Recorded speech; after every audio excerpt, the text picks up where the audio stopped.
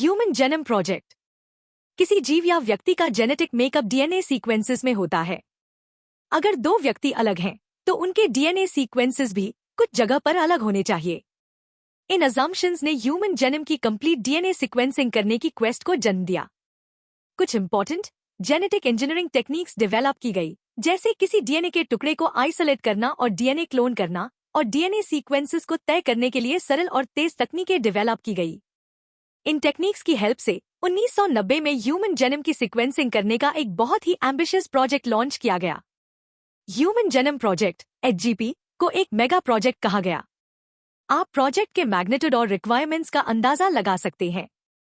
Human genome में लगभग 3 billion यानी 3 अरब बेस पेयर्स हैं, और अगर सीक्वेंसिंग की कॉस्ट $3 पर बेस पेयर हो, जो शुरुआत में एस्टिमेटेड कॉस्ट थी, तो प्रोजेक्ट की टोटल एस्टिमेटेड कॉस्ट लगभग $9 बिलियन होगी। अगर ऑब्टेन सीक्वेंसेस को टाइप्ड फॉर्म में बुक्स में स्टोर करना हो, और अगर हर पेज में 1000 लेटर्स और हर बुक में 1000 पेजेस हो, तो एक सिंगल ह्यूमन सेल के डीएनए सीक्वेंस की इन्फॉर्मेशन स्टोर करने के लिए 3300 ऐसी बुक्स की जरूरत होगी।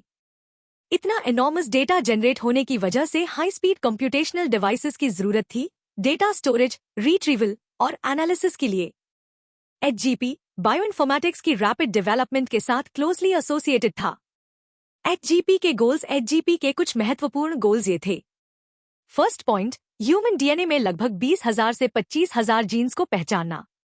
सेकेंड पॉइंट, ह्यूमन डीएनए को बनाने वाले 3 बिलियन केमिकल बेस पेयर्स के सीक्वेंस को डिटरमाइन करना। थर्ड पॉइंट, इस जानकारी को डेटाबेसेस में स्टोर करना। फोर्थ पॉइंट, डेटा एनालिसिस के टूल्स को इम्प्रूव करना। फिफ्थ पॉइंट, इससे जुड़ी टेक्नोलॉजीज को अन्य सेक्टर्स जैसे इंडस्ट्रीज में ट्रांसफर करना। सिक्स्थ पॉइंट, प्रोजेक्ट से उठने वाले एथिकल, लीगल और सोशल इश्यूज ELSI को एड्रेस करना। ह्यूमन जेनोम प्रोजेक्ट एक 13 साल लंबा प्रोजेक्ट था, जो US डिपार्टमेंट ऑफ एनर्जी और नेशनल इंस्टीट्यूट ऑफ हेल्थ द्वारा कोऑर्डिनेटेड था। HGP के शुरुआती वर्षों में वेलकम ट्रस्ट UK एक महत्वपूर्ण पार्टनर बना। जापान, फ्रांस, जर्मनी, चाइना और अन्य देशों से भी योगदान आए। यह प्रोजेक्ट 2003 में कंप्लीट हुआ था। डीएनए वेरिएशंस के प्रभावों के बारे में नॉलेज व्यक्तियों के बीच रेवोल्यूशनरी नए तरीकों को जन्म दे सकता है, जो मानव जाति को प्रभावित करने वाले हजारों डिसऑर्डर्स का डायग्नोसिस, ट्रीटमेंट और एक दिन प्रिवेंशन करने में मदद कर सकता है। ह्यूमन बायोलॉजी को समझने के क्लूज प्रोवाइड करने के अलावा, नॉन ह्यूमन ऑर्गेनिजम्स के डीएनए सीक्वेंसेस के बारे में सीखना उनकी नेचुरल कैपेबिलिटीज को समझने में मदद कर सकता है, जिन्हें health care, agriculture, energy production और एनवायरमेंटल रिमीडिएशन में चैलेंजेस को सॉल्व करने में इस्तेमाल किया जा सकता है।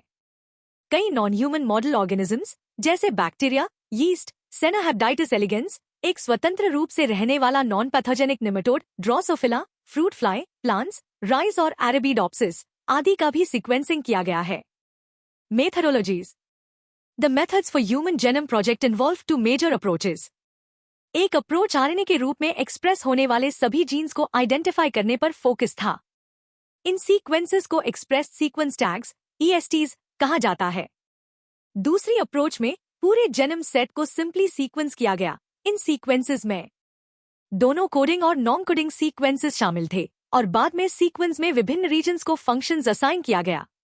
इसे सीक्वेंस एनोटेशन कहा जाता है। सीक्वेंसिंग के लिए सेल से टोटल डीएनए आइसोलेट किया जाता है और रिलेटिवली स्मॉलर साइजेस के रैंडम फ्रैगमेंट्स में कन्वर्ट किया जाता है। डीएनए एक बहुत लंबा पॉलिमर है, और बहुत लंबे डीएनए पीसेस को सीक्वेंस करने में टेक्निकल लिमिटेशंस होती हैं, और सूटेबल होस्ट में स्पेशलाइज्ड वेक्टर्स का उपयोग करके क्लोनिंग की जाती है। क्लोनिंग का परिणाम यह होता है कि प्रत्येक डीएनए फ्रैगमेंट का एम्प्लीफिकेशन हो जाता है, जिससे इसे आसानी से सीक्वेंस किया जा सकता है। कॉमनली यूज्ड होस्ट्स बैक्टीरिया और यीस्ट थे, और वेक्टर्स को बैक्टीरियल आर्टिफिशियल क्रोमोसोम्स और YAC यीस्ट आर्टिफिशियल क्रोमोसोम्स कहा जाता था।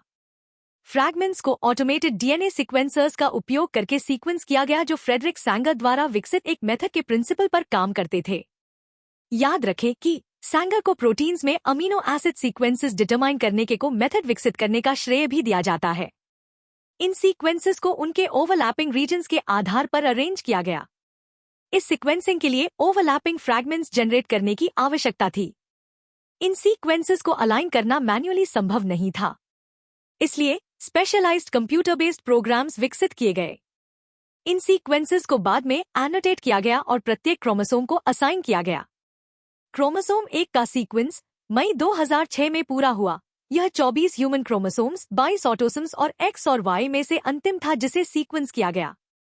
एक और चुनौतीपूर्ण कार्य जेनम पर जेनेटिक और फिजिकल मैप्स असाइन करना था।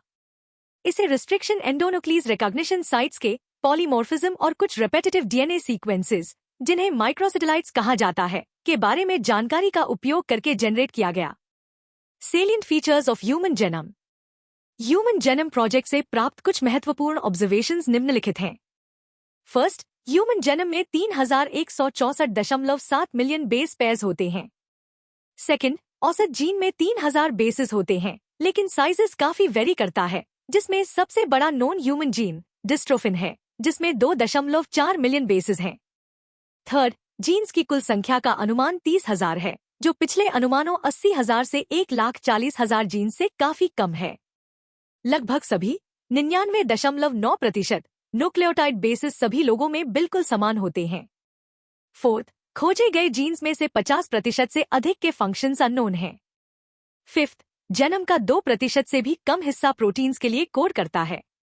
सिक्स्थ, रिपीटेड सीक्वेंसेस ह्यूमन जेनम का एक बहुत बड़ा हिस्सा बनाते हैं। Seventh, repetitive sequences DNA sequences के स्ट्रेचेस होते हैं, जो कई बार, कभी कभी सैकड़ों से हजारों बार दोहराए जाते हैं। इन्हें कोडिंग फंक्शंस नहीं माना जाता है, लेकिन ये क्रोमोसोम स्ट्रक्चर, डायनामिक्स और एवोल्यूशन पर प्रकाश डालते हैं।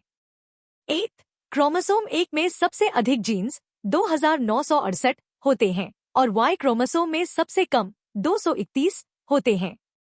9, वैज्ञानिकों ने लगभग 1.4 मिलियन लोकेशंस को पहचाना है जहां single base DNA differences SNPs single nucleotide polymorphism, जिसे SNPs के रूप में उच्चारित किया जाता है, होते हैं।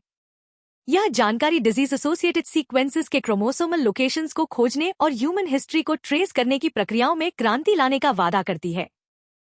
Applications and future challenges. DNA sequences से मीनिंगफुल नॉलेज निकालना आने वाले दशकों में रिसर्च को परिभाषित करेगा, जिससे बायोलॉजिकल सिस्टम्स की समझ में मदद मिलेगी। यह विशाल कार्य दुनिया भर में पब्लिक और प्राइवेट सेक्टर्स के विभिन्न डिसिप्लिन्स के हजारों वैज्ञानिकों की एक्सपर्टीज और क्रिएटिविटी की आवश्यकता होगी। ह्यूमन जेनम HG सीक्वेंस का सबसे बड़ा प्रभाव शायद बायोलॉजिकल रिसर्च के लिए एक बिल्कुल नए दृष्टिकोण को सक्षम करना हो सकता है। अतीत में रिसर्चर्स एक या कुछ जीन्स का ही अध्ययन करते थे, लेकिन अब होल जेनम सीक्वेंसेस और नई हाई थ्रूपुट टेक्नोलॉजीज के साथ हम सिस्टमैटिकली और व्यापक पैमाने पर सवालों का जवाब दे सकते हैं। साइंटिस्ट अब पूरे जेनम में सभी जीन्स का अध्ययन कर सकते हैं। उदाहरण के लिए, किसी विशेष टिश्यू, ऑर्गन या ट्यूमर में सभी ट्रांसक्रिप्ट्स का अध्ययन, या यह देखना कि हजारों जीन्स और प्रोटीन्स इंटरकनेक्टेड नेटवर्क्स में मिलकर जीवन की केमिस्ट्री को कैसे संचालित करते हैं।